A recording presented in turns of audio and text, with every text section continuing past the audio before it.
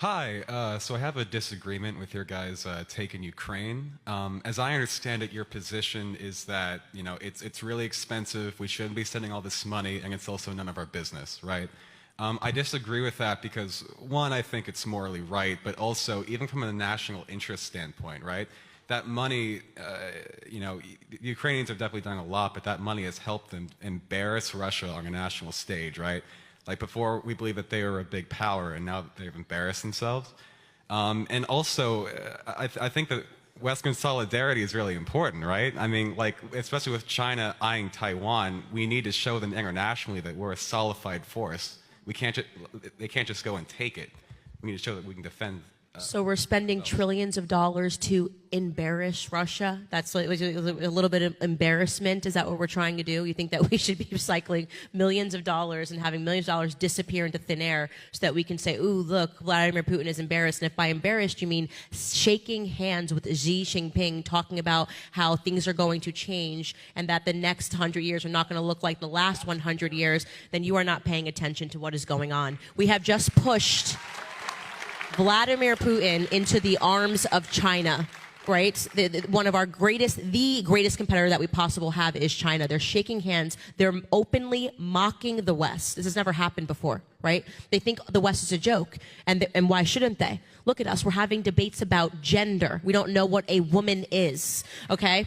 Hollywood, we think that it's cool to have Zelensky make attendances at the Grammys. It's a joke. It's a complete and utter joke. So, no. First and foremost, we talked about national interest. National interest require that it was in our nation or it impacted us. It's not my effing business what happens in the Eastern Corridor while we have real Americans that are suffering today.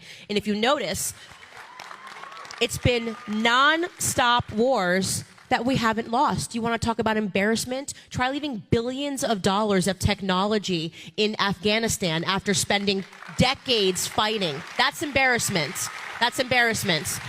What's embarrassing is China then flying immediately after we magically evacuate and meeting with the Taliban and immediately recognizing them as a government. We had daughters and our sons that died. What did we win? What about those weapons of mass destruction? Was this the 20th anniversary of Iraq? You want to talk about embarrassment? The things that we did in Iraq, the things that we've done all across the world, and for what? What do you have to show for it? Well, I guess we embarrassed a few people while we were sending Americans over to die. At least we were able to embarrass a few people in the process. That's not a good way to think. I'm going to tell you right now, that's not a good way to think. We should think about prioritizing all of the issues that we have in America. You want to talk about an invasion? Let's talk about the one that's happening at our border every single day. That's what we mean when we say America first, okay? We have plenty of issues to solve. Not a single red cent should be sent overseas until we fix what's happening here in the United States. Thank you for your question. I'll add one thing. Just Candace makes a fabulous point that needs to be repeated and repeated.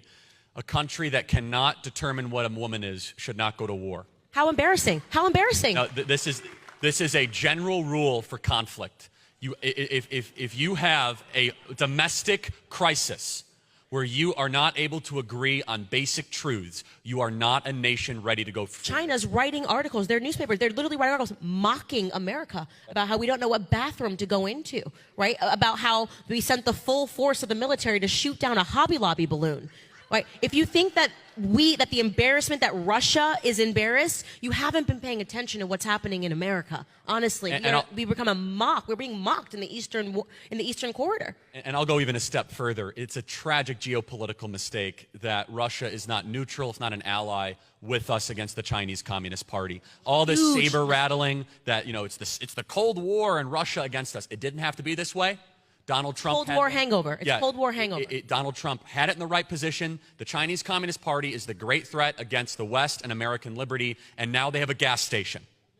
The Chinese Communist Party now has more oil reserves than they know what to do with in a great super alliance that we helped create. Please study the pipelines. Really understand. It's really understand. This is not about scoring points. This is not about running an article in CNN and Washington Post saying, "Oh, look, we embarrassed." You need to study the map of the pipelines and understand exactly what he is talking about when he is saying the threat of an alliance between Russia and China. They don't care about some points on the board saying, "Oh, look, it's so serious. We are in such a severe state right now." When I say it is managed social decline, managed political decline, we are no longer being taken seriously on the world stage. When I watched, I think it was Russia Today, a clip that my executive producers pulled of them openly laughing and mocking the American military, unfathomable even 4 years ago when Trump was in office. Unfathomable. They're openly mocking us. They don't take the West seriously because why should we be taken seriously? We're arguing over bathroom signs over here.